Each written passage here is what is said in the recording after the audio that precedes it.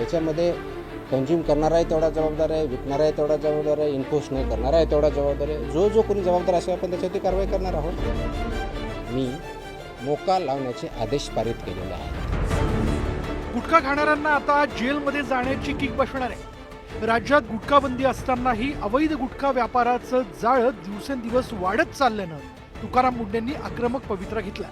एफडीएच्या धडक कारवायांमध्ये कोट्यवधी रुपयांचा गुटखा आणि पान मसाला जप्त करण्यात आला.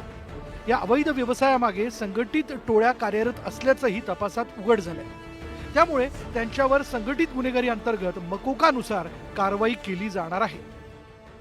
जर पब्लिक हेल्थला जर डेंजर असेल आणि तो आयटम प्रोहिबिट केलेला असेल तरीही त्याचा व्यापार होत असेल, तिथं ट्रान्सपोर्ट होत असेल, होलसेलर विकत असतील, सेलर विकत असतील आणि तो अवेलेबल होत असेल तर त्याच्यावरती स्ट्रिंजेस्ट पॉसिबल ॲक्शन घेणं गरजेचं आहे.